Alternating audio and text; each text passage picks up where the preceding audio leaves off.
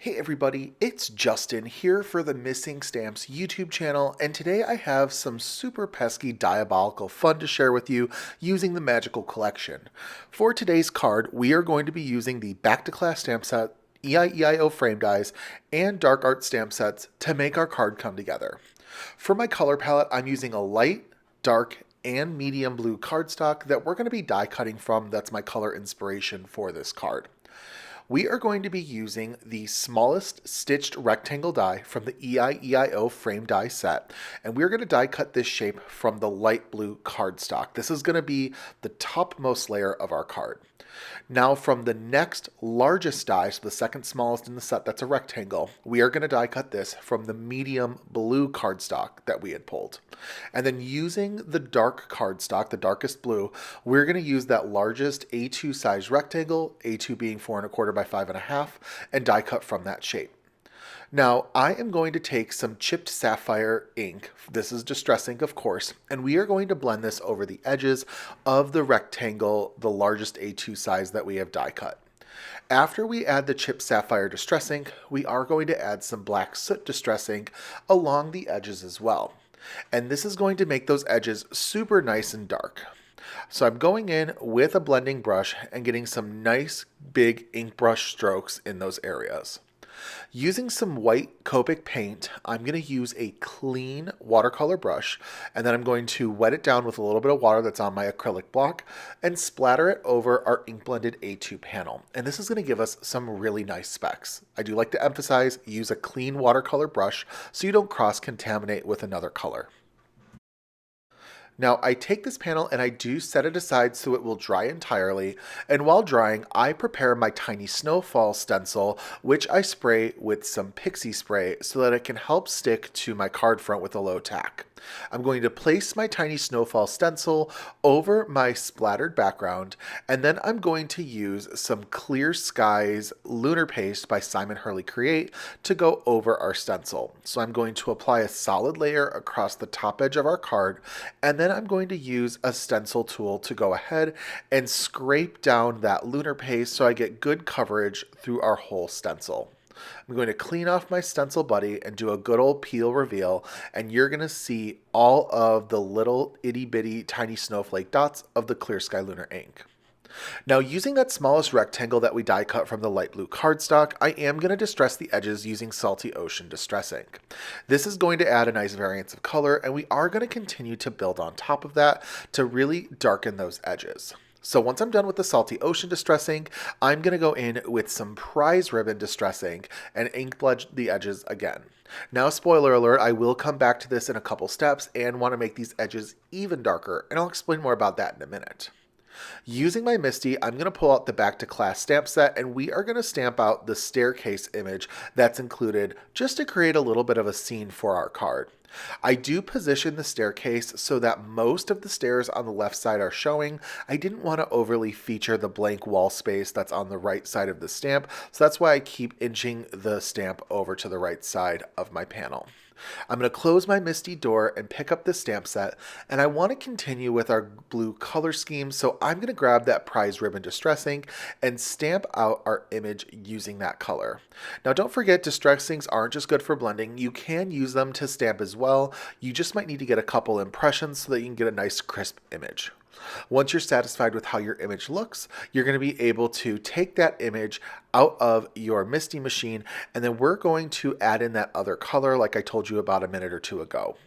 This is Chipped Sapphire Distress ink, and I'm going in because I really want to darken those edges of this die cut because we're going to layer this later in the card with that medium blue cardstock, and I want it to really pop. Using the same splattering method, I'm going to take that Copic white paint with a clean watercolor brush, wet it down a little bit with the water on my acrylic block, and splatter it over my panel. I keep water and the paint on my acrylic block just because it's easier for me to clean up rather than putting it directly onto my glass mat. Once I'm satisfied with my white paint splatters, I do decide to smush the chipped sapphire ink onto my glass mat, wet it down a little bit, and we're going to pick this up with a clean watercolor brush and splatter it over our project. I keep emphasizing a clean watercolor brush because I don't like color cross-contamination. It's how you end up with muddy, unintentional colors, and I just like to keep everything as clean and orderly as possible to get the colors that I want. Now, using the dark art stamp set, we are going to stamp out the three little pixie images that are included in an alcohol marker safe ink. Now, I am going to be coloring these images in my Olo markers. The body of these pixies are going to be colored up using the B2.0 family, and I am using a little bit of a shortcut method than what I normally do when I'm coloring up my images. Normally, I like to do a process that I like to coin as coloring twice. It's when you start from the darkest color and then you add up to the lightest color one time completely through, and then the second time you do the same thing from start to finish, starting with the darkest, ending with the lightest. However, these pixies are kind of on the smaller end, and I didn't want to accidentally muddy up my images by adding too much alcohol marker ink from my Olo markers. So my shortcut method is I just put down a layer of the lightest ink that I'm using, and I cover my blue areas entirely with that, and then I'm going to go in from my darkest marker and work towards my lightest in just one time through. So instead of coloring twice, I'm basically coloring once with an additional solid layer of my lightest marker. Definitely saves a little bit of time, and it also makes the smaller images a little bit more manageable to color, so you're not accidentally adding too much ink and making things look unintentionally dark or splotchy. So I am working through my Olo markers and I'm adding some shading in. You're going to want to try just to build up. Remember, shadows are going to go places that the light isn't going to touch. So think anytime that there might be like a crevice or a fold, that's a great place to think of where you may have shadows. And then your highlight area, which is going to be your lightest color, is going to be where it's going to be getting the most light. So keep that in mind as you do color this up. They're great little tips and tricks to keep in mind as you begin to practice on your alcohol marker journey. So I am adding in right now my lightest blue marker, and after we're done adding in the lightest of blues, we are going to begin coloring in their wings. Their wings are a little bit more of a white color, and I did decide to use some cool gray markers. So we're going to use some CG3, we're going to use some CG1, and then I am going to pull in the 0 Olo marker just to help blend the lightest of grays into the whitest of papers, which is a little tip I like to keep. We're going to color up the ears using some R Olo markers because I like using R's. They have a little bit of a more fleshy tone than if I was just to use a straight pink color. And I do like that it gives a little bit of a salmon edge as well. I'm going to use a very dark blue marker to color in for the eyes of these little pixies. And then the last detail that I want to add is I am going to go in and add some white gel pen dots. I just think they make these look a little bit more magical. I am using a Sakura Jelly Roll 10 size gel pen marker, and I find that these work really nicely for adding dots and also cleaning up any edges that you may have colored outside of the line. Now I get my images all nice and die cut out, and then I move on to work on a custom sentiment. I am going to use the EIEIO frame die set to cut out a sentiment that reads pesky pixies. So I'm going to select all of my little letters to spell this out. I do find that I'm going to have to run this through my die cutting machine at least twice because I do have some E's and I's that are duplicated, and I want to make sure that I get everything spelled correctly. So here you can see me spelling out pesky, and then after that is all spelled out, we are going to work on also die cutting out elements for the pixies word, and here you can see how everything looks all spelled out together. Now, I do want to talk about using a custom sentiment from die cut letters and making sure that everything lines up the way that you would like it to onto your card. My recommendation is this.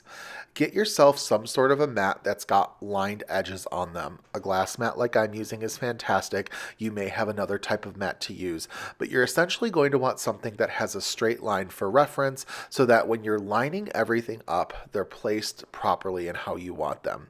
Don't leave your eye to do the guesswork of trying to lay them out straight directly onto the paper on your own. You can find that sometimes you can make a little bit of mistake and things could look lopsided. Now for these letters, I do decide to go sort of up and down with them, so not necessarily in a straight line. However, using them on a glass mat does sort of help line everything up for me so I can make sure they're placed accordingly. I pick up my letters using a piece of low-tack tape. This is 1/4-inch mint tape. This is by scrapbook.com. Actually, now that I'm looking at it, it's 1/2 inch mint tape, not 1/4 inch. 1/4 inch would be way too thin for this matter. Now, using some liquid adhesive, I am going to carefully place little bits of liquid adhesive on the back of each of the letters so that it's super easy to move onto my panel and push into place.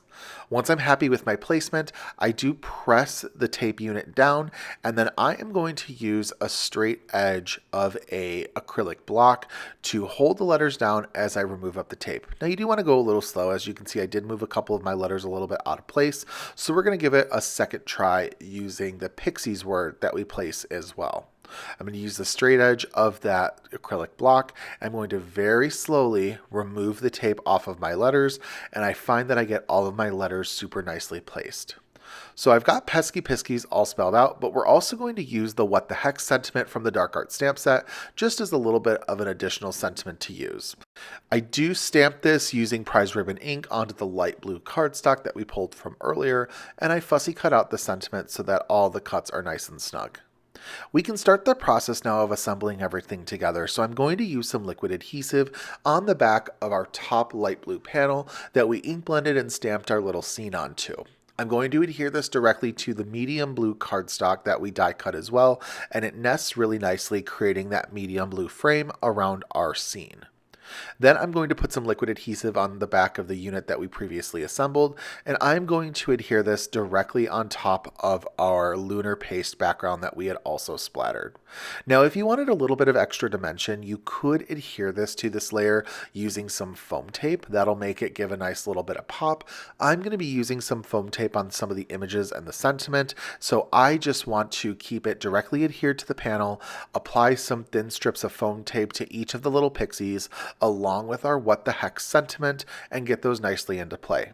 I like using foam tape on our images and our sentiment because it gives the recipient a focal image of what to look at right away, and I love the little extra pops.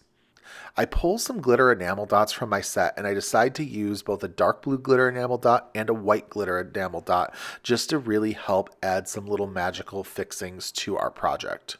With my enamel dots in place, I put some liquid adhesive onto the back of my panel, and I'm going to have it all ready to adhere to an A2 sized card base.